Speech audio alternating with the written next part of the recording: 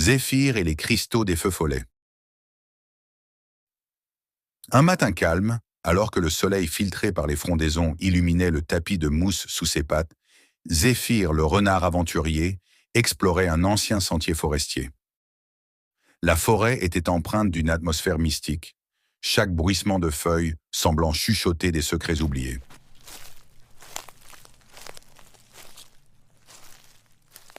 C'est alors qu'il remarqua une petite porte dissimulée sous les racines tordues d'un chêne centenaire. La porte, ornée de gravures délicates, semblait presque scintiller sous la lumière tamisée de la forêt. Intrigué, Zéphyr s'approcha et, d'un geste décidé, ouvrit la porte.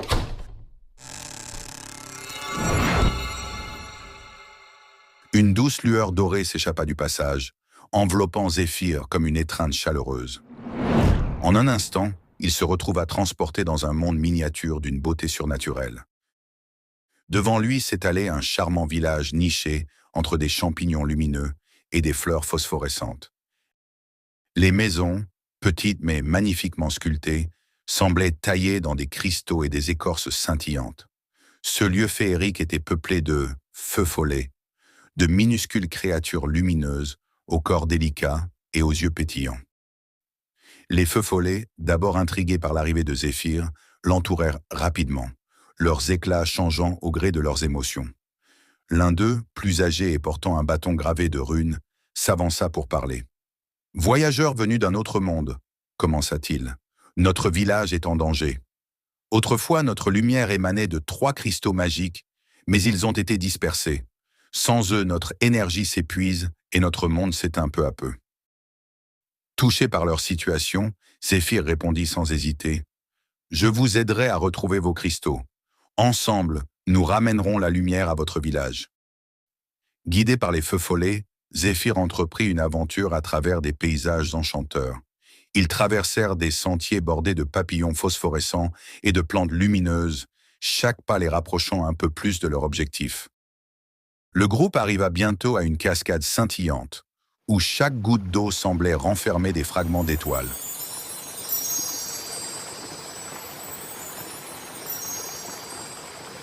Le premier cristal, expliquèrent les feux follets, était niché derrière le rideau d'eau. Zéphyr observe les rochers glissants et, avec son agilité naturelle, bondit de pierre en pierre. Les feux follets, illuminant son chemin, l'aidèrent à franchir les zones les plus dangereuses. Enfin, il atteignit l'endroit où le cristal, brillant comme une petite étoile, était caché. Lorsqu'il le saisit, une lumière intense jaillit, emplissant la cascade d'une lueur magique.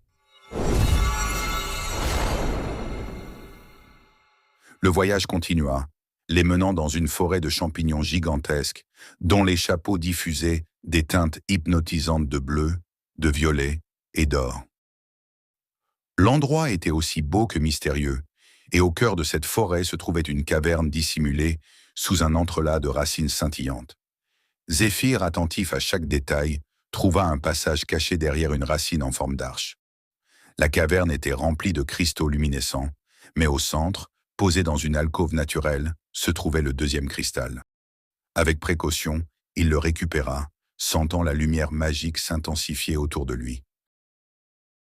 Pour récupérer le dernier cristal, Zéphyr et les feux follets durent grimper au sommet d'un arbre gigantesque, si haut que son sommet semblait toucher les étoiles. Les branches, couvertes de mousse scintillante, formaient un chemin naturel mais périlleux. Avec l'aide des feux follets, qui éclairaient les zones sombres, Zéphyr progressa lentement mais sûrement. Au sommet, il trouva le 3e cristal, brillant comme un soleil miniature. Lorsqu'il le saisit, une onde lumineuse parcourut l'arbre, ravivant sa magie.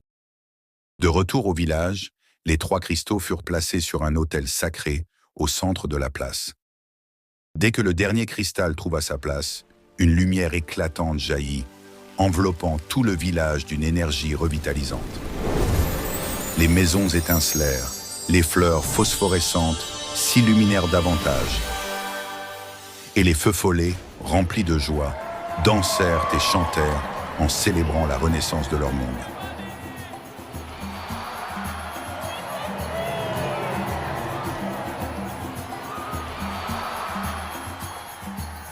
Zéphyr, ému par leur gratitude et par la beauté retrouvée du village, sentit une immense joie l'envahir. Avant son départ, les feux follets offrirent à Zéphyr une petite lanterne magique, capable de briller dans les moments les plus sombres. Cette lanterne, expliqua le feu follet ancien, contient un fragment de notre lumière. Qu'elle te guide et illumine ton chemin où que tu sois. Zéphyr accepta le cadeau avec reconnaissance, promettant de toujours se souvenir de leur amitié. De retour chez lui, Zéphyr plaça la lanterne sur son étagère, parmi ses trésors les plus précieux. Chaque soir, en contemplant sa douce lumière, il repensait à cette aventure extraordinaire, au paysage enchanteur et à la chaleur des feux follets. Avec un sourire rempli de gratitude et d'espoir, il s'endormait, rêvant des merveilles encore à découvrir et des amis qu'il n'avait pas encore rencontrés. Pour profiter du texte et des images, retrouvez le livre des fabuleuses aventures de Zéphyr le renard en scannant le QR code ou en cliquant sur le lien dans la description.